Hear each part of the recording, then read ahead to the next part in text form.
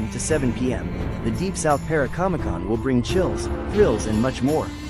Special appearances by the paranormal rocker Keith Age, Blaine Rohan psychic medium, Dr. Lee Tree Anna Brown, Professor Matthew Brown, Lilia Bogoeva, Michael and Destiny Fox from Fox Paranormal, creator of American Demon comic Austin Light, producer Gwen Johns, Ben Bracken with Dothan Ghostbusters, Ken Gerhard from Monster Quest and Ancient Aliens, WCW Wrestling NWO Wrestling American Giant Buck Bresner, CCW Wrestling The Masked Assassin Russ Conway, James Stokes from Stranger Things, Voorhees Night of the Beast and many more, Ethereal Voice Paranormal Richard and Colleen Johnson, Jessica Lentz cosplay artist. Come see Letriana Brown's Haunted Object Lab. What do you feel from these objects?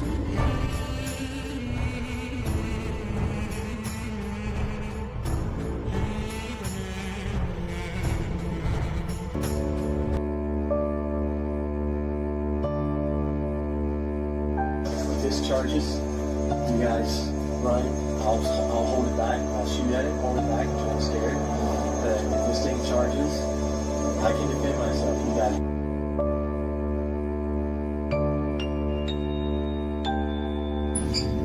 This was very late at night, everybody was asleep.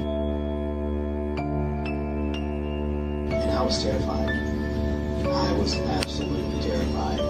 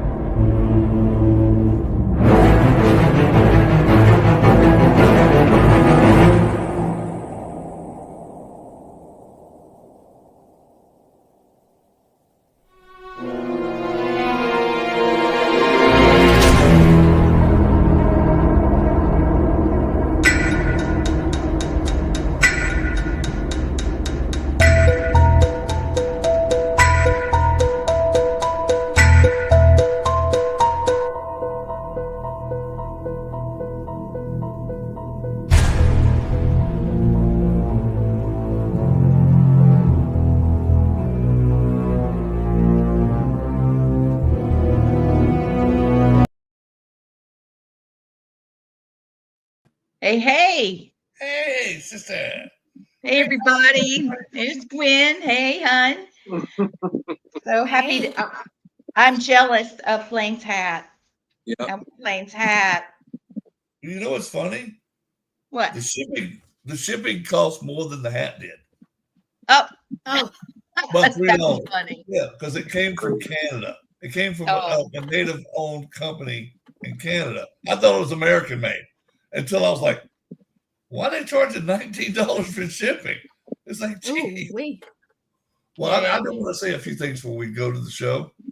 I want to go thank everybody for sending me all the support and kind feelings and everything, because everybody knows I'm going through cancer right now. I'm going through chemo and radiation. I got my chin held high. It's rough, but I'm doing the best I can do. And I thank all the people that send me well wishes. You guys wouldn't even believe some of the people that have called me, sent me messages that I would have never thought in my life that I would have got messages for some of these people. And some of them are famous, very famous. And I was like, wow. And Lee, can I tell the one about Russ? Yes, please. Okay. Please. Russ is on Finding Bigfoot. He's the one that you always see by himself, Russell Cord. That is the nicest man and a fellow veteran I've ever met. He took time out of his day and literally took Lee's phone. Took Just- it. Just took Left. Walked away. talked to myself and Jennifer, my wife, and said, look, dude, if you need anything as a fellow veteran, as a human being, here's my phone number. He gave me his personal phone number.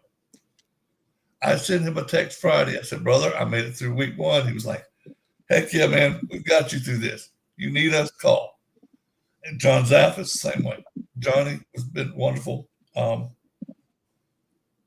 Just about everybody was at your con, Thomas, that Lee went by and just let me say hello to. I've got messages from all of them, a lot of them from Gettysburg, throughout the military world, throughout the paranormal world. Yes. It's been overwhelming, but very well appreciated.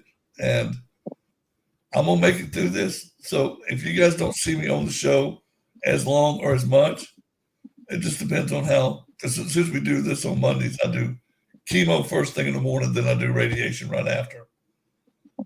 And sometimes I feel okay after radiation. Like today, I'm not feeling that bad. I feel weak as hell. Really bad dry mouth. So if y'all see me drink a lot, it's because I have got to keep fluid in my mouth. But I'm doing well, and I'm gonna make it through this. And I will make a video appearance several times at the Deep South Paracomic-Con this weekend down in Ozark. I've got to get with Stan later. I'm hoping to be able to do the intro for the con via video, live video. And I will be doing classes with Lee and Matt and Gwen throughout the day. The ones that I could go to, because sometimes Saturdays is a lot of busy other shit we got to do since we can't do anything during the week because all the damn doctor's appointments. They've got me. Let's see. I go to chemo every Monday, radiation Monday through Friday. I see a hearing specialist once a week because of the chemo that I'm taking. It's called cisplatin, and it could lower my hearing. And I'm already deaf enough being around airplanes and all the heavy metals music that I listen to, still listen to. I just want to say, too, I think the nurses that do my chemo, they are so awesome. There's a lady that volunteers there, and she'll come around and she has like cookies and potato chips and Cokes and hot chocolate and coffee. And she's always has a smile on her face, as she always. Well, hey, Mr. Blade, how you doing today? Knows me my name. And I've told her my name one time, and she made sure that anything that I got that she gave to Jennifer, too, would make Jennifer comfortable. So I appreciate that a lot. And I'll tell you about my radiation. That's probably the worst part of the whole treatment. Chemo is not bad. It's long. It takes about 3.5 to 4 hours because they have to run regular IV through you, which is just basically salt water. Then they'll run a steroid through you. Then they run 2 different anti-nausea medicines because chemo is very notorious about making people sick to their stomach. And I don't like being sick anyway. The stuff they use is phenomenal. Hi, Jenny. Hey, Jenny. And Hey, baby. but yeah, you sit there for about 3 hours, and then once everything else is done, they put the cisplatin through you, and it's just a drip, just a regular IV drip. Well, you got to wait for all of it to drain. Then plus you got to wait for the IV to fully drain because it will not take you off until both bags are completely done. So that's about 3.5, 4 hour process every Monday morning, 7 o'clock. Well, plus you gotta go. The vampires get you first because you gotta always go get blood before you go in there every day. Every time you do chemo, you gotta get blood drawn. Yeah. Then after that, we walk literally next door to where radiation is. And this is the hardest part for me because I didn't know I was claustrophobic because I have neck and throat cancer. I mean, head and neck and shoulder cancer. They have to put me down on the table, and there is a mesh mask that they put over my face, and they bolt me to the ground.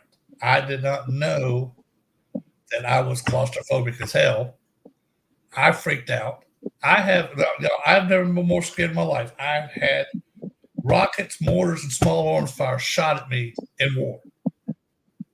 I was petrified of that damn mask. I had real bad anxiety to the point where I could not sleep. I made the doctor cut me eye holes where I could see out of the damn thing, and I made them give me a sedative or an anti-anxiety pill where I could put that mask on. And I got my fear through that. I did it because I have to get this treatment. But one cool thing about radiology is I have a DJ. The 3 ladies that do my radiation every day, they ask me, all right, Mr. Blaine, what music you want to hear? Like one day I told them Elvis, one day I told them Def Leppard, one day I told them Kiss, one day I told them Metallica, whatever. Fleetwood Mac. Fleetwood Mac, gotta have Mr. Fleetwood Mac. That was my first day I had Fleetwood Mac. That helped a lot because I love Fleetwood Mac. But they have been wonderful, accommodating, because they probably see over 4,000 patients a week on both in the cancer center and the radiation center. Luckily, they're right next door to each other, so I leave one, go right to the next. But I want everybody to know what I'm going through, and thank you for the well wishes and the healings and the prayers, and that means a lot to me because this is a fight and I could not do it on my own, and so I thank each and every one of you for doing this fight with me. So let's go to have some fun and talk about the show now. Yep. Thank you for telling us what you're going through. Yeah, we love you, brother. Showing your bravery. We love you. And even in this, you inspire people. Even in this, you've done readings for people, you've changed lives, and you're still changing lives. And I'm just so happy to call you my brother. Even though you're my cousin, you're my brother. There ain't no cousin bullshit. We brother and sister. That's brother and sister. Yeah. Can I show you guys something real quick? Can I show you something Lee and I did the other day? These are our first ones. So can you see them? It's an all access network. Well, shoot. Oh, look at those. They're a little big. I like big though. I like big. I don't like to be bald. Well, I had no choice but have to have them big. That looks good. Oh, and I will tell you this, y'all will see me. Hey, I never got one of your t-shirts, Thomas. Every story, every voice, all access. It's beautiful, baby. Yeah, of course we're gonna. Yep, we're gonna tweak them. When I do the show, I'll probably be wearing like either white beaters or these because of the radiation. I have to keep lotion on myself to keep myself. Hey, Riz. Moisturized, because if not, it'll dry up. So don't do that. Having my bare arms with his tattoos hanging out. I thought you just. We were at a gun. He's showing the guns. Wait, I got guns. Hey, Stacia. Hey, Stacia, I love you. Look there. Can't wait to kick it with you. Right on, Rez. Hey, this is what I want to say something to you. I think this is cool as hell. The guy's Native American, but he's from Wisconsin. He calls himself a redneck. That's as much redneck as you can get right there. Oh, you just don't know. Rez is a very special man. He is a very special man. I can't wait for all of you to get to know him. What you see, he's coming to the channel too. Yes, he is. That's why I said that. I don't know. Oh, I got to say too on this. Kudos to the preview on the show tonight. That was phenomenal. Not just our show, but all the new stuff that I haven't seen. You put up there like the stuff with you and Matt on there. That was wonderful. Yes, it's not finished. Taking ass and taking names. Yes, we are. Go, girl. None of that is finished. It just takes a lot of time, more than you think. And Lee, bless her heart, puts it. And I put my heart and soul into it, of course. And yes. I represent everywhere I go. If so you didn't see my post, go look. I went on an investigation this weekend, and it's out there. I'm doing everything I can. I'm about to go do an adventure that I'll tell you about later. I can't wait to hear more about this. So she's going to get a lot of followers and really thrill a lot of viewers because she's going to be doing something amazing. Nice. Yep. So, I Riz. He said, "Love all you guys." Did I do the win? Yes, Oh. you did. We double clicked. I'm honored to be a part of the network and part of y'all's tribe. That's right. You are part of the tribe, sir. Yep. This is a great loving tribe. We love everybody. Hey, Most Win, do you want to send him the link and let him come on? Does he feel like Yeah, coming? please do. Is that okay, guys? Look, Rez, you want to You don't mind, do you? Put it up. He's got years of podcast experience, and he's badass. He just is. And I want him to meet Tom and Blaine. So I got to learn to share. Just one second. Rez, do you want to come on? I got another announcement. So Yes, Do please. it. Yes. the time I see you guys again, next Hey, weekend, Sean. the 9th and the 10th, Oh, is the Sorry. Connecticut Witch Festival. Yes, in yes. Connecticut. So if you're in the New England area, New York, New Jersey, nearby, whatever, or you could fly in if you want for the weekend. Sure. It'll be on historic Pratt I Street, wish. and we're acknowledging the people that were accused of witchcraft 45 years before Salem. They were finally exonerated. This is our second annual one. So we get a little pushback, but it's nice because we want people to come and learn about all that and then have fun and watch the hex dancers. Those guys are so awesome. I know. Yes, they are. With the brooms and Come. the dance, it's awesome. It's a not this one. You gotta come and see it. Yep. Thomas, was it for the same reasons that Salem happened? Similar. A lot of it was the rich people. They're going through a flu epidemic at first, and so they look at the poor people. So somebody was outspoken. They say, "Hey, they're a witch. That must be why we're the flu." So that's kind of how it started. Usually, Yeah, we all know the first one, well, the one in Salem was all about they wanted land. yeah, The easiest way to get accused somebody of being a witch so they could take their property yeah. legally. I think it was the kids, and then I think some smarter people decided to take advantage. So and that's just the craziness. Cool, dude. I want some briefings on that, man. Yeah, because I love that kind of history.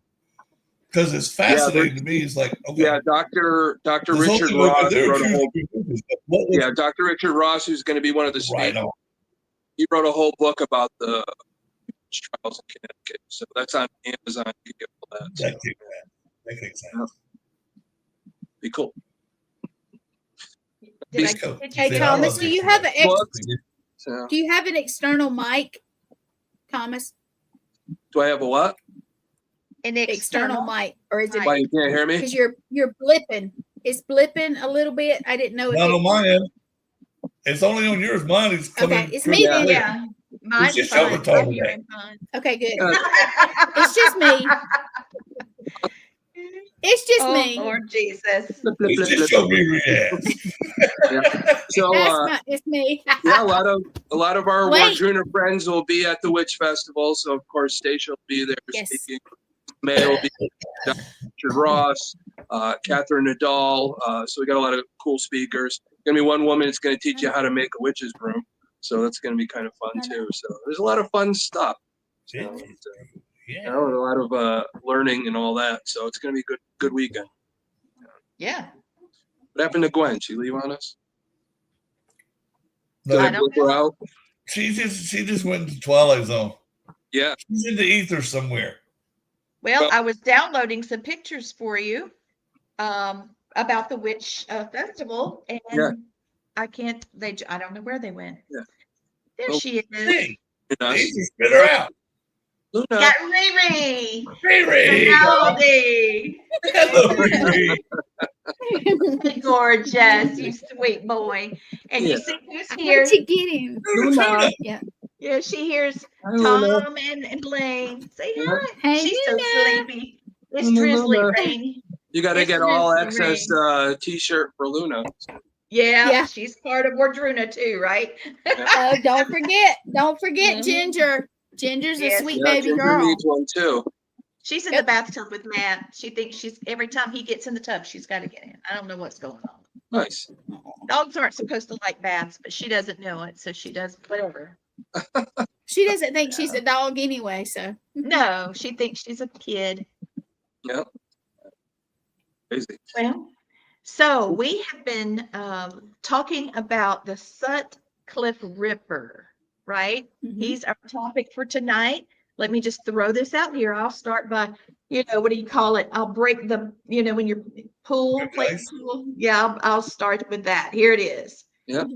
So Peter William Sutcliffe with an E, the Yorkshire Ripper, the Yorkshire Ripper. He was born. Boston. The Whipper. June the 2nd, 1946. So, this one's got a little bit of age on it, but man, is he was vicious. Okay. He's from West Yorkshire, England. And he died during COVID-19. Okay. He died of COVID. Oh. Yep. And so he was convicted May of 1981. He was sentenced to life in prison with 20 current life sentences. And I think that's pretty interesting because usually when somebody has killed a string of people, they only do so many, that they are tried for, and then they just say, shh, because they're never going to get out of prison with what they've done. They don't go into the full amount. So, and I think that's wrong to the families of the people, his victims, it really hurts. That's the weird thing about Great Britain. Their court system is just so much different what they call things. There he is. Right. What's up, everybody? What's up, This, Desmond? Hey. this is Bobby. This is Bobby Rez. Rez. Rez is in the hole. Yeah, the Red Road Paranormal Podcast will be coming to All Access Network. Nice. Yep, that it is. It's official. I can't wait to see that. That's amazing. And we've got several members of our tribe that would like to participate. We have one that's specifically interested. So yeah. So that's a win. That's a win. Nice. So yeah, this guy was an asshole. Yeah. He was a whole ass. Yep. The whole ass. Let me go back because we're talking about the court system in Great Britain. Yeah. Then you could get paroled. So what they do there, keep you from getting paroled, they call it a whole life order. So if you're hit with that, that means you can't get parole at all. So it's different over there. It's almost to the point where if you plead insanity, like we say plead insanity, over there they don't call it that. They call it diminished responsibility. So those terms, that's just what we refer to it as. So, death row is basically you're not getting out. I see. Okay. So, yep. Just on the legal side of it, but this guy's childhood, unbelievable. He came into the world messed up. His father and mother. His father was an alcoholic. Beat his mother like ruthlessly to the point where he beat her so bad that he was born premature. And from that point, the old father gets mad, drunk, whips his kids with the belt. But one of his brothers did say when Sutcliffe was about 4 or 5 years old, it was on Christmas time, there was an argument going on, and the father hit him over the head with a beer bottle and broke it over his head. Jesus. So this is his young kid. It's like, what can you do at 4 and 5 to deserve that? Again, we talk about head injuries and the effect of your growth, that low area and their development. That was the one thing that kind of concerned me. And then from there, at a very young age, he was into voyeuristic things. I think he was less than 15 years old, going around and following prostitutes around, which would become his MO later on. He would follow the prostitutes around and watch the prostitutes have sex with their johns. So he was a Jeepers Creeper? Yeah, pretty much. Jeepers Creeper. Yeah. That's scary. Yeah, but that's his development as a kid. You can really look at those types of things, and all those kind of lean in to how he became.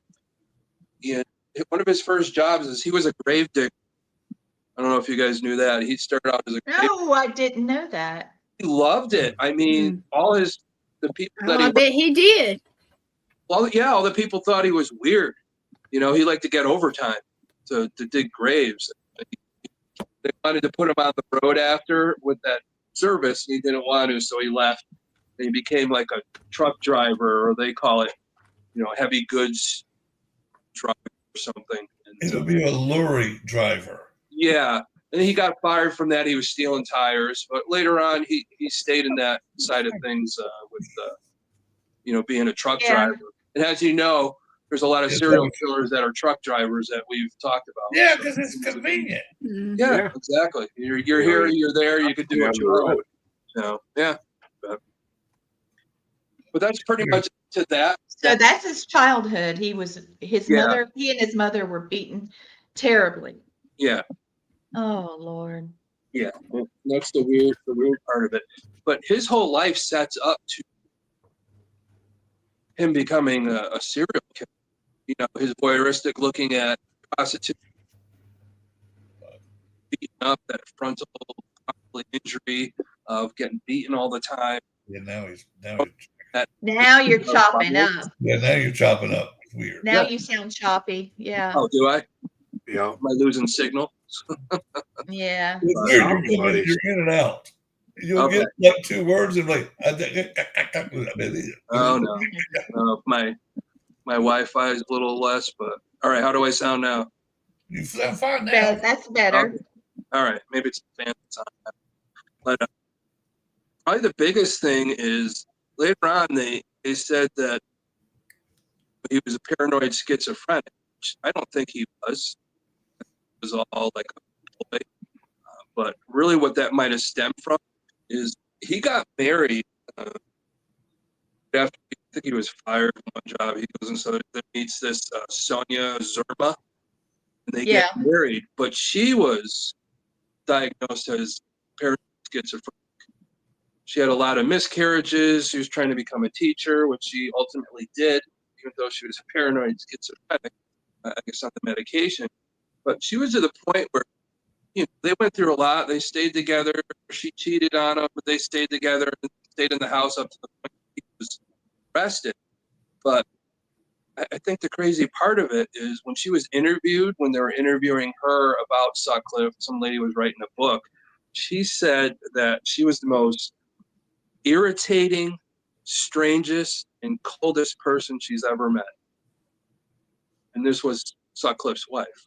So if you're going to be called paranoid schizophrenic and you see your wife going through it and those traits, what better thing to learn off of to pretend, to try and get the diminished responsibility so you don't have to go to prison for life, which he tried. So you really look at these things that happen in his life, and he had the brain to do it. And that's why I say he probably wasn't paranoid schizophrenic. I think he was more of a malignant narcissist. I don't know if you guys ever heard of that. Yes, I have. Everybody hears of narcissism, but there's different levels of it. But malignant narcissist is more as antisocial behaviors. They have paranoid traits. They also have aggression and sadism. So, and that was one of the big things with him when he was killing prostitutes, was he was very sadistic and how he sexually assaulted. So a lot of this stuff goes together as opposed to schizophrenic. I think it's more psychologically, as I break them down, is a malignant narcissist is more closer to this guy. Uh-oh, you cut out that last sentence. That last sentence cut out. Yep. Sorry. Okay. I'm gonna put up the second slide. I think you're hold on, I got a question. Doesn't want the man to talk. I think his spirit's coming after you, Thomas. Yeah, the spirits are all after me. Well, this one's trying to be an asshole because you're talking. Yeah. Yeah, I'm talking about Peter, so he doesn't want to talk about him. His little misfortunes. Yeah. Riz, what were you gonna say? Riz has a question. Yeah. Well, I was going to say, if you go by the way he was raised and how he was beat and everything, if that made him a serial killer, well, you would think there'd be a lot more Native American serial killers. because a lot of our children still in these reservations are getting beat, have mothers and fathers that are drunks and alcoholics. They take off for days at a time. You know, they're basically left in third world poverty conditions. Yeah. So if you go with that statement, how come we don't see more of the Americans in this demographic of serial killers? Rez, I'll answer that one for you, buddy. Just a tidbit real quick. He lives on the Mohican Reservation. So that's how he has that perspective. The reason I'll answer your question on that because I'm Native American too. I think the reason is because a lot of the Native American serial killers aren't reported because they never stay around long enough to leave any evidence of what they do, or it's just pushed under the rug. It's like, okay, this is my auntie or this is my uncle. Okay, I'm not going to say nothing about it, but I know he does this stuff. And dude, I would like to know too, statistically, how many are on the Native American reservations that are serial killers? Or we know for a fact that a lot of them, and I hate to say this, are rapists, pedophiles. They're the same as America itself. We're just a big effing country with a bunch of sick people. But I always wondered that too. Why you never see a Native American serial killer on the res or even off the res. Yeah, you don't hear about it in the news. You don't see it. You know, I know a few years ago, a buddy of mine right down the road ended up in a blue barrel, and they didn't find him for a year. Yeah. Oh, you know, this white guy from town worked for me at one point in time. You know, when I had different businesses, I'd known him, and I knew he went. Last reports, he went missing up on the reservation, and a year later, they found him stuffed in a blue barrel. And dude, it wouldn't have surprised me at all. Is all the people that end up missing on the reservations aren't from serial killers. Could be. I mean, because they think, okay, you're not just say that you and Lee are brother and sister living on the res, and your Gwen's your younger sister, and she gets abducted and disappears. Well, that person that abducted her is counting on you two not to say anything because you're scared for your lives now. You might have saw something or heard something and got threatened by them, and you just clam up, don't say a word. Or there's so much non-trust from the government that you guys have, and I have the same non-trust, and I work for the government, so because they pay well, it's the only reason.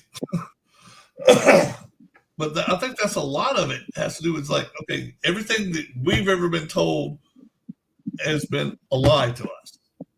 Every treaty the United States signed with every tribe has been broken. Oh yeah. Not one. Well, I take that back. The only one that's ever been kept is with the Seminoles because they told them to go stack bricks. Yes, they did. They never surrendered either. Yeah. But there was every time they have me sign paperwork, I tell them, hey, we don't like signing paperwork. We get screwed every time. Dude, it's like now if you don't know exactly what you're signing, hell, to me it's just a piece of paper. It's worth what the piece of paper is worth. If it costs a nickel to print that piece of paper, that's what it's worth, a nickel. Yeah. Yep. I just did a little research while you guys were talking about it, and this is what it said. This is the takeaway from this huge thing that popped up.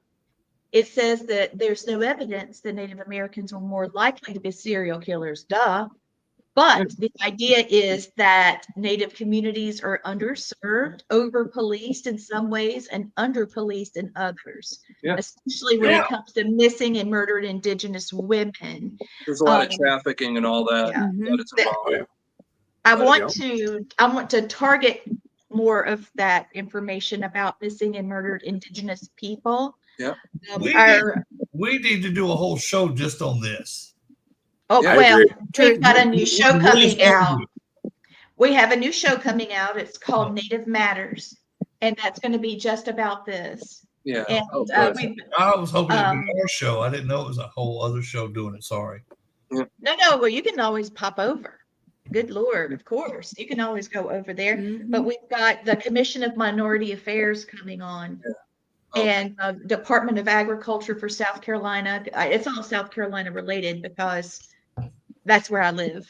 And that was the connection I had. But Well, I'm a tribe member in South Carolina, so yeah. that's it. That's it. All right. There was a big case. There was a big case, you know, the Native Americans, I don't think it was Native Americans who were being killed because they all of a sudden had money because of oil. Was the movie that was out, The Killer of the Flower Moon? Killers of the Flower Moon, where the Native Americans up in Oklahoma were being killed to get their land for the oil, to take their money from them. So that was a whole movie with DiCaprio and all that. It got a whole bunch of awards. But that's all. The same story has been told since 1491. Yeah, no doubt. For our land. Yeah, so that's all it always is. The land, resources. It's terrible. I'm surprised that South Carolina is actually giving land to Indigenous people right now through the Commission on Minority Affairs. It's a new thing that just came through, and it just blew my mind. You can actually borrow equipment from the government or lease it if you need to instead of having to buy it. There's a whole lot that's going on that's improved in South Carolina towards Indigenous people. That's so good. That's good. I'm extremely thrilled with what I've seen. Let me throw this up here real quick. So here's the criminal profile. I think that Tom's already covered most of this, but Sutcliffe murdered 13 women and attempted to murder 7 more. And this is between 75 and 80. So only 5 years. This man was moving. Many of his victims were sex workers, though not all of them. Yeah, his killings were marked by extreme violence, using weapons like hammers and screwdrivers, often attacking women from behind. Coward. Coward. I actually was able to download a profile of his off the internet. And most of it Tom's already said, but there's a couple of little things in there that's pretty graphic. So I'll have to throw up a sign that says it's graphic, but I really think it's interesting. Here we go. I got you. I'm sorry, but if you're not adult enough, this is an adult show. If you get your little feelings hurt, turn the channel now. Don't hold back, Elaine. Just don't hold back. Don't hold back on our count. I can go on my TV right now and watch 15 people get murdered on a TV show on regular TV. But I give a disclaimer because somebody might get their feelings butthurt. Screw you, but grow up. Jeez. There, Blaine. Don't you just love it? I'm sorry. High five, buddy. Boom. High five. I'm sorry. I can't stand this sissy this mentality of thing. It's like if you can't take adult stuff, this man committed these crimes. We're stating facts, not making opinions or just floating stuff up out of our ass. We're telling facts of stuff that this dude did. Okay. Thank you. Yeah. So, go ahead. I'm off my soapbox now. Thank you very much. So, Sutcliffe was a quiet, socially awkward kid that did not do well in schools. People bullied him, and the words that were used in this profile was emotionally stunted, meaning that he was traumatized at some point in his life, and he didn't really mature past it. And that he was also Roman Catholic, and he internalized a lot of guilt and shame, especially around sexuality. And he showed a lot of attempts to cleanse sex workers, projecting his torment and turmoil on the victim. And he did have burial practices. And he had a morbid sense of humor. There were jokes that he did with these bodies. He was a voyeur, and he had deep resentment and hatred just for people in general, but mostly for females. And he had a sexual repression. He had a problem with creating healthy relationships with women. this kind of reminded me of the co-ed killer. Yeah. This part, Yeah. because he had internal fantasies that were violent, and his dad was overly mannish. He had no love. Truly, he was no doubt a psychopath. Okay, they both, the mother and father, had a religious provocation of punishing them even with guilt. And because he didn't feel the same sexual desire as people, the normal man and woman should, he became violent with it. And he had early exposure to death as a grave digger. And they even mentioned that in the profile, saying that might be one of the reasons why he wanted to do this, because he fiddled with them. You know it. Yeah. Yeah. Okay. Why would he have time if he wasn't going there and playing fiddle the diddle over there on the dead corpses? Yeah. I mean, they're dead. I get it, but damn. Well, I don't want to say, but I don't think this happened to him, but a lot of it went on with Catholic priests for a while, but he was an altar boy. Yeah. Up, so. And most of the mutilation of the bodies were the genitals and abdomen of women. So I think that's probably why they called him the Ripper, because he was a lot like Jack the Ripper on that. And he did have hallucinations and delusional thinking that they were saying something to him, or he had a relationship with them. Yeah. Yeah, a lot of his MO was that he said, God told me to do it. So it's like he's a serial killer, mission serial killer. So where they think God's telling them to do something, and they have to take out, let's say, the prostitutes or all the Indian people or anything like that. That's what their mindset they pinpoint in on. And this really, his MO changed, because I think when they started to get a little heat on him, he felt, well, if I go prostitutes, police don't really care about him, so they're less likely to come after me. So he did have a frame of mind that he knew what he was doing. So I really don't think a lot of the stuff he said to the psychologists, his lawyers, and all that, I think was self-preservation more than what he actually was. And that is exactly the case, because the police during this time really didn't care about the sex workers. So if they'd let him go, he was able to get by with it for a longer period of time. Yeah. And a lot of the people that got away, he had the Yorkshire accent, just like us, we know Gwen's from the South with her Southern accent, and all those types of things. I love Gwen's accent. Everybody does. Accent. But you can tell where each section of the country most people are, but Yorkshire accent. But then as he's halfway through killing people, and people say, well, he had a Yorkshire accent, but then this guy calls in who they nicknamed Wareside Jack. And he was sending letters and calling on the phone, and he had a different accent, which basically took the heat off of Sutcliffe for a while for him to be able to kill more people. That was actually brilliant, actually. Yeah. See, that's like myself, dude. I have a Southern accent, but me being military as long as I was, I pick up on other accents, and I can articulate my words, and it's not hard to change. I mean, I can do a Boston accent if I had to, or I can do a what? I was going to say, you had John Zappas doing the Southern accent. I could not believe it. I couldn't believe it. Southern gentleman. Perfect. He was doing it in front of Thomas. We were at the pizza place.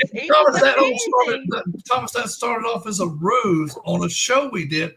I said, John, how funny would it be if you acted like a Southern gentleman through the whole show? We won't tell nobody who you are till the end of the show. Yeah. And we did a 2-hour show. Nobody knew it was John Zappas. Yeah. And then at the very end, he goes, well, I'm what did he say? Well, I'll be. Yeah. Hey guys, this is John Zaffis. I hope you were entertained for the last 2 hours because that was the funnest I've ever had in 2 hours. Oh, he said That that. started out as just something me and him thought of to do for a show, just to make Yeah. to entertain people. And it Oh, worked. God, it's so good. He told me how long ago that was, what show he was on, and he said every time he saw me after that, he was going to do the Southern Gentleman. Yeah. You got to see it, Rez. We'll be at a con together at some point. Oh, yeah. I'm going to get him to do Yeah. it. Yeah, once I get past all this cancer stuff, it's on, baby. It's on. Yeah. I'm Now, like I've gotta- Donkey Kong. Yes. And I'm Looking going to forward tell to you, it. he does his Coors Light, and that's about it. Yep. That's Good about job. it. Not funny. John Zappis is a good man, and he Oh, loves yeah. his wife, and he's a good father, and he deserves all the respect we give him. Now, Yeah. I'm finished. Now I'm finished. No, John earned every bit of respect he's given. Nothing was given to John. It was earned. Yep. John didn't get nothing. John earned his stuff. He was sitting there Yes, and he he told did. me that he never once thought about really going into the paranormal field till he hit 15. And he showed up for dinner. He was invited by his Auntie Lorraine. And he walked in and there were certain people at the dining room table. And he looked around and sat down, and it was one of the most intelligent conversations. And the people were just mesmerizing. And he said, "This is it." Yeah. 15 years old. Yeah. And so, It's amazing. Amazing career he has had, and it's still going. And yes. I am so honored to call him one of my very good friends. And, Me too. yeah, I love the guy, and we all get along so well. Yes. But it's my friend Everyone. Raven. Listen, everybody pray for Raven. She's been very sick. She Yes. called me and asked for prayer today. Raven, She's in between tests healing. right now. Yeah. Yes. There she is. She's a very talented lady, and I would pay big money to see Blaine and Raven do a healing. Yeah. Oh, that would be good. That would be incredible. Yeah. She's coming to And the Rez- network also. Thank goodness. Yes. We are just going by leaps and bounds. I'm loving this.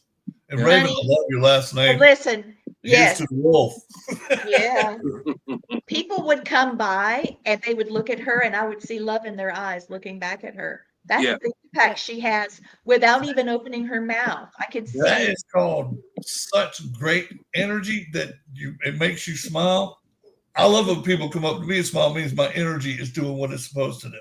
Yeah. Well, I'll be honest. I didn't want to talk to her so much at first because so many people would come by and just would be like, "Ooh, look at her," and they'd talk to her and things. And Yeah. I was watching this interchange. Just lots of time there were no words, just "ooh" and "oh, look at that." And finally, when we started talking more, all of a sudden it was just like I knew her. You know, that click. You know. Yeah. Every one of these people that's on the poster now, that click happened, or Gwen would not have had them on the network. It wouldn't have happened. I'm like, nope. A whole lot So, of notes on Thomas, that. Thank you for sitting us next to Raven. Thank you. Yeah. Yes. I put the whole wall of Thank you. Wardruna together. So all the healers, Yes. all the people I knew that just meshed like that. So Yeah. And One it of these did. days, I'll get to be a member of Wardruna. yeah, definitely. So Well, yeah, you- Wardruna is really made up of all of us. You know, most of it is people that Stacia's known for years, and then for me, I've known you guys for a long time. You know what you're all about, and worked with a lot of you guys, and that's what's come together on the core of it. You know, it's hard to let people into this because we have to know that they're into it for the right reasons, and not for ego, not to be a TV star or anything like to help people. And that's I'm already a star. I don't need to be a TV star. no. I'm the big sexy. Come on. I'm Yeah. a flower. I'm a flower. I'm a blooming idiot, right? Blaine's famous for Just- Lego Joe, so yeah, you gotta be famous. Let Oh, it yeah. go. Wait, wait. Yeah. I'm gonna get it. I'm gonna get Yeah. it. I'm gonna get Gotta it. put it on the shirt. Ah, dang Gotta it, put it on Mac the shirt. Mini. Yeah, it's got to There it is. happen. Like Hashtag There it Blake is. Woodward. Yes. Yes. we were doing the, Yes. Say that. we were doing. One of these things ever come off the top of my head. Blaine, I literally meant that. It's like, How do you go from eating a cheeseburger one day to eating leg of Joe the next day? And it stuck, Rez. It stuck. We laughed so hard. We almost didn't make it through. I know. We couldn't make it through. I didn't mean it as funny. I meant it as like dead serious. He was serious, but the way he said I it. just thought, okay, one day you're going and you're ordering a double cheeseburger, and the next day you're cutting off pieces of leg of Joe to feed to your neighbors at a barbecue. Yeah. What the hell? Well, the funny thing is when Danny and Lauren were on and they had the Jeffrey Dahmer fork. Yes. Yeah. Jeffrey Dahmer could have been eating the leg of Joe with that fork. Yeah, because then they said there was like pieces of material on the fork still. Yeah, what appeared to be material. It's still on there. They haven't taken it off. I wonder. Good. I wouldn't touch it. Luminol I tap. wouldn't touch it. No. I wouldn't either. Maybe they'll be able to get it tested. Yeah, that would be cool. You That'd should be great. see. Back to Blaine Guys. here. Yeah, I've been watching Blaine for a couple of years on every podcast that he's been a co-host on. You never know what's going to come out of this man's mouth. And I love it. Never. No, Exactly. That's why I feel there's a connection. A filter. Yeah. But Okay. I like Yeah. I like to entertain. I like to people have fun and educate people. And I'm sorry, I'm a little rougher. I'm sorry, I'm a lot rough around the edges because being 26 going years through a active in the lot. military, you don't have a filter. I've never But had I a filter. can I had say- a dad that didn't have a filter. A grandfather didn't have a filter. I watched my grandfather, no lie, when I was 5 years old. In his living room, people from the church came and told him he needed to go to the church, and he told him to get the F off his porch. His church was on his TV, and that's all he needed. Yeah. Hey, you that got- night we were So I at come by- Deep South. Go ahead. Yeah. I'm sorry. When that night we were at Deep South and we contacted your dad, what kind of beer did he like? I can't remember. Pabst Blue Ribbon or Dad something. liked. That's funny. Dad liked PBR. PBR. It had to be PBR. It had to be ice damn cold. That was his. That's what he told us. I want some PBR Okay. on ice damn cold. Did he put ice in it? No, he wanted it ice cold. I was thinking I had seen. Let me something like explain they the put rest. the ice Put it in the Comes about freezer. Like my dad was an electrical engineer. Okay, he was smart as hell, but country as all freaking get out. Okay, dad probably had like a 170 IQ, but you talk to my dad, you think he was the dumbest redneck inbred person you ever met. He would be like, "Well, me and your mom went over there, and we went to the store over yonder, and I was gonna get some grits, but that guy told me there was like this much. I ain't paying that much money." That was my dad. Okay, that was my dad. But when he got on there and started talking about the PBR, and it better be ice damn cold. Oh, Yes. we were crying, laughing. Me and Gwen were. Y'all are Yeah, awesome. it was y'all. Because we looked at each other like, yeah, it was funny. Good times. Well, okay, so this is the poster for our shirt. Okay, this is the graphics for serial killer shirts. Nice. All right. Ooh. So we're gonna have those, and then Leg of Joe on the back. Hashtag Nice. Make a joke. yes. So how do I get Yes. one? And, Hopefully Or you sell XL. You ask for one. Yeah. I'm asking.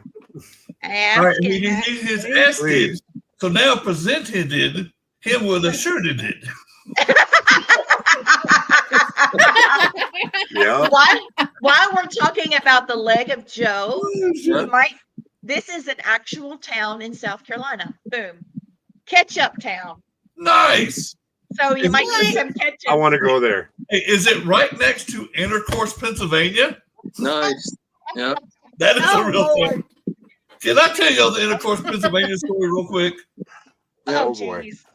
Oh I'm boy. gonna move there. Please. Put the flag this up, is- Gwen. This is gonna have you crying. And this is a Oh, true wait, story. wait a Put minute. the flag up, Wait. Gwen. There you go. There we got it. You're That good. ain't it. That ain't it. That says Sean Oh Ellis. shoot, that ain't it. Hold on. I Dang meant it. really that time. There it is. Okay, so sorry. Yes. Okay, this is a true story. This gentleman was in the hospital in Intercourse, Pennsylvania. And there was a security guard down at the bottom, just sitting around doing his thing. And all of a sudden he sees these dirty sheets come flying out the window. Well, the guy in the hospital room had diarrhea real bad, and he crapped all over the sheets. He literally threw them out the window.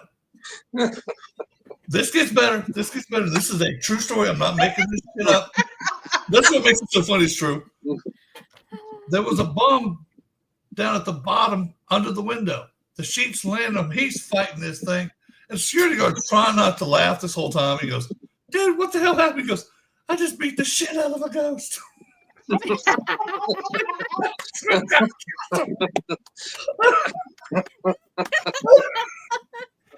That's awesome. Oh my gosh. Tip my hat to you, sir.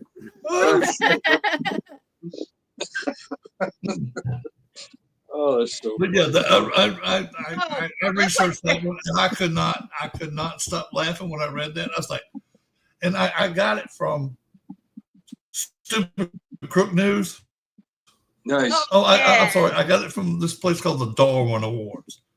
And I went and looked it up to make sure it was a real story. There we go. It was a real story. So, Stacia. Balls, Climax, Kentucky. I think. Balls, Climax, Birmingham, Pennsylvania. All in She's so right. Pennsylvania. She's so right. That's Oh. funny, Stacia. Oh, they're all in They're a little Pennsylvania. horny Wow. out there. Yeah. Mm-hmm. And Well, it's funny. we've got This one, okay. This Town, Ketchupville, there's an Intercourse, Alabama. Possum There's a Kingdom. Climax, Alabama. There is a Blue Ball, Alabama as well. So Alabama and Pennsylvania have some housing companies. They got some cool names for cities. Yeah. It's a cool place I'm to gonna have hang to out. come down there and visit y'all in Bama. Oh, Yeah. I've dude. never been to that you part of can the do- country. Oh, dude, it's fun And down here. I will just say that my moonshine predisposition to moonshine came from him, Yeah. Mr. Wow. Mr. Blaine. The brother, underground heathen himself, makes our own moonshine. Yep. So Yeah. And I'll times give a you year, hey, I'll give you straight some from the scientific hills. muscle tips that'll help you make it better. Y'all, I don't know what I'll give you some slide trade I'm on. secrets. I'm going to try 3. I don't know what slide I'm on. Is All that right, it? let's try this one. Okay. Oh, the capture. Okay, yeah. Oh, They yeah. caught him. The police questioned him. There was inconsistencies and injuries led investigators to connect him with the Ripper murders. He was arrested in 1981, and he was driving with false plates on his car. Eventually, he confessed. He said he was on a divine mission to kill sex workers, hearing the voice of God to tell him to do so. He was diagnosed with paranoid schizophrenia, but the court rejected his diminished responsibility plea and found him sane and guilty. Boom. So he was on a mission from God. Pardon me. Yeah, he was. Blues That was Brothers. his mission. Like Jake and Elwood. we're on a mission from God. Hey, He was watching Candy. too many Blues Brothers Candy. at the time. I know. That's what I saw. Dan Aykroyd going, we're on a mission from God. That's it. That's where I heard it. Backpack, Yeah. cigarette, full tank of This glass, is the crazy dark, part. and we're wearing sunglasses. Yes. Yeah. So the crazy part, when he was arrested, they didn't say when they pulled him over for false plates. While he was there, he said to him, "Oh, I really got to go pee." So they let him go pee behind some place, and he dropped all the evidence. He had a hammer with him, all the stuff he's been using, the ball-peen hammer he's been killing people with.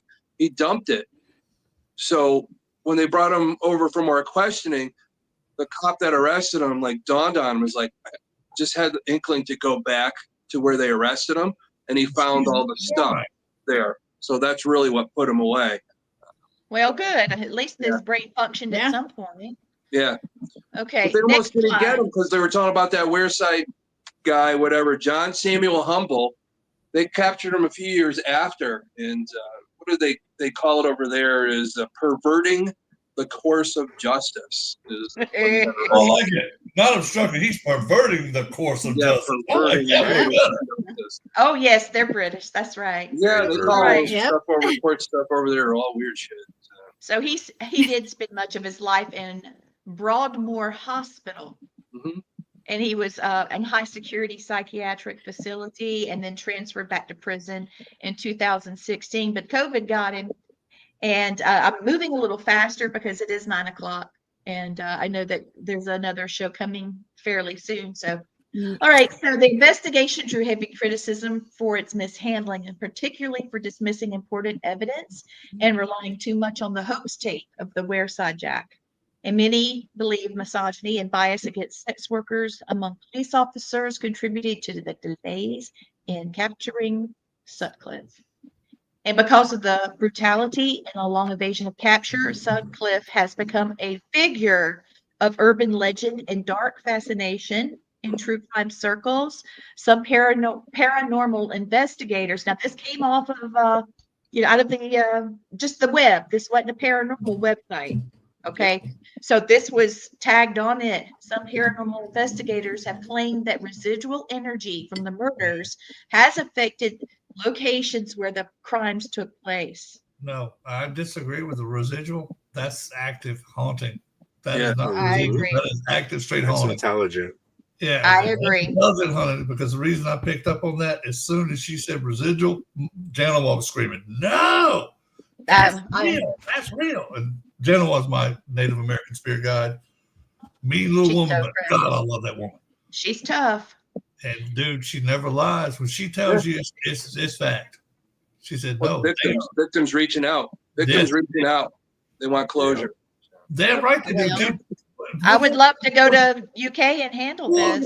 Boy, we'll be in trouble if we ever went to UK. Well, oh Lord, they don't let all the hillbillies and rednecks up in here. I have to learn a Yorkshire accent. Yeah, really. Well, I'm just talking with a Cockney accent, like we ain't got no bloody sense. I see that. No, we just go over there with a little bit of sage and sweetgrass. Dude, Yeah. They natives, man. They cool. Sage and Fuck yeah, dude. Fuck yeah, straight up. Straight up some damn some stuff. Yeah. So that's pretty much all we have for the Ripper. What do you think, Tom? You got anything else? Well, no, when he died in prison, they said COVID-19, but a lot of it was they originally brought him to the hospital because of diabetes, all that. But he had a reaction was going on, and he picked up the COVID-19 while in the hospital. Well, see, this is the thing is, if you remember during COVID, everybody died of COVID during COVID. Yeah. They did die of COVID. So that's the official. He had some other ailment that got him. Yeah. But yeah, we'll go with the COVID bullshit line. Okay. As long as he's gone. No shit. There you go. I hope Thank goodness. I don't know. His spirit could still be around. And, no, I want it to be around. Trapping some of these people from being able to move I on. want his spirit to be around. You know how much fun I can have with a spirit like that? Yeah. So, you but try Connecticut, to have play with this man every day. yeah. Come on, don't give me my fun. Yeah. I live for this shit. Yeah. I would too, Marla. I would love to go to the Yeah. ancient Marla, Ramsden. I would Yes. love to go back to England and investigate anywhere. Hey, Mike. I would love to go back to England and investigate 500 more places I never got to go to when I was stationed over there. Yeah. So the Connecticut Witch Festival is ctwitchfestival.com. ctwitchfest.com. Okay. So here are some of the speakers. Dr. Yeah. Richard Ross. There's Stacia, Samaya Elgraff, Catherine Nadal, and then Dr. Richard Ross.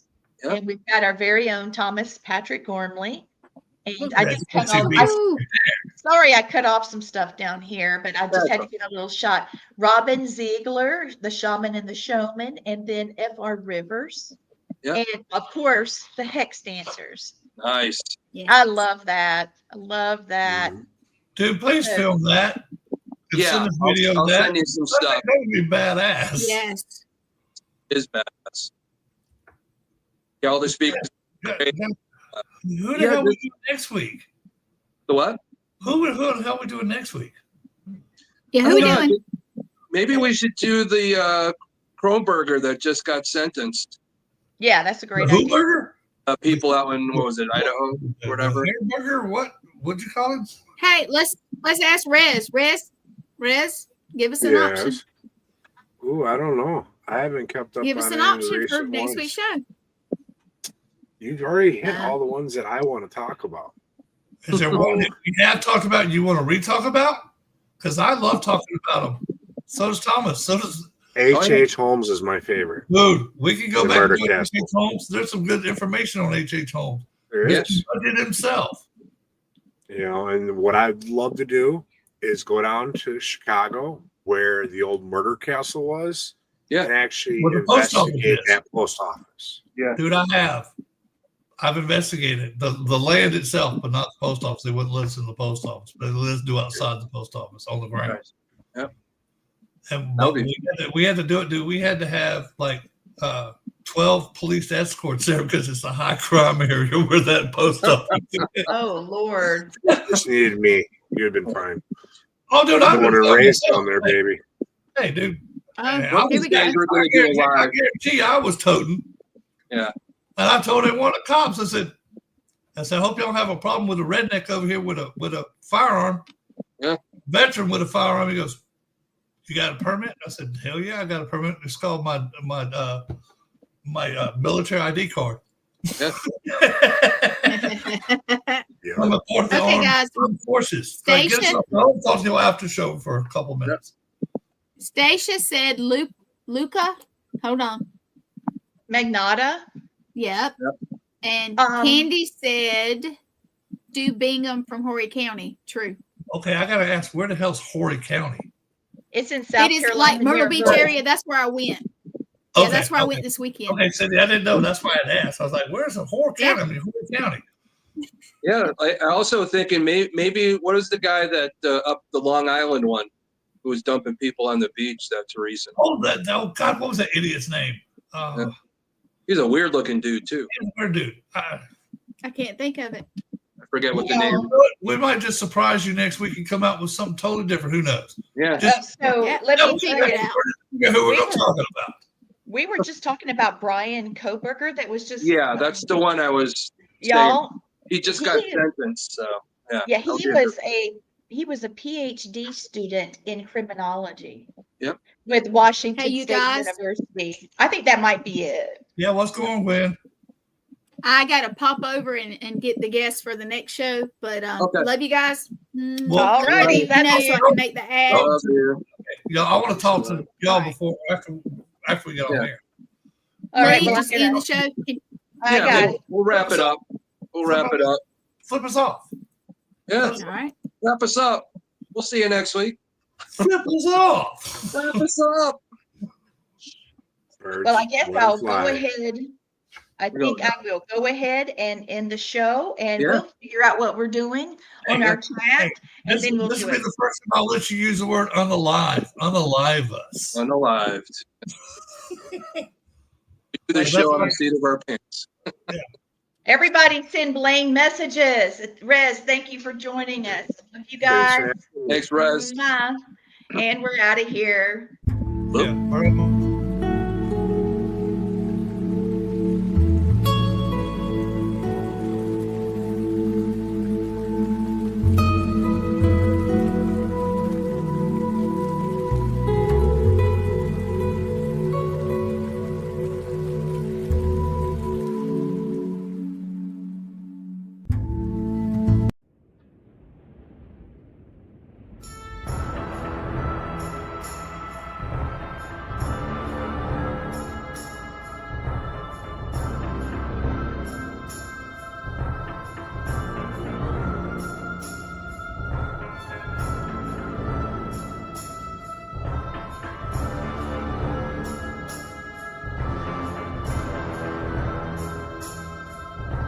Time to take control of your energy. Join our powerful grounding and shielding workshop, a must for empaths, intuitives, and anyone ready to reclaim their power.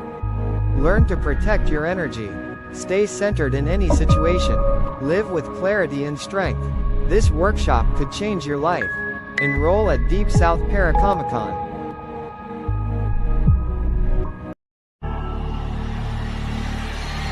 Podcast Workshop with producer Gwen Johns.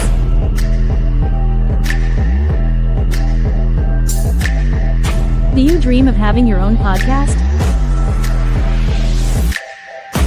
Gwen Johns will discuss how to get started creating your own podcast and how to build an audience. Gwen Johns Podcast Workshop at Deep South Comic-Con.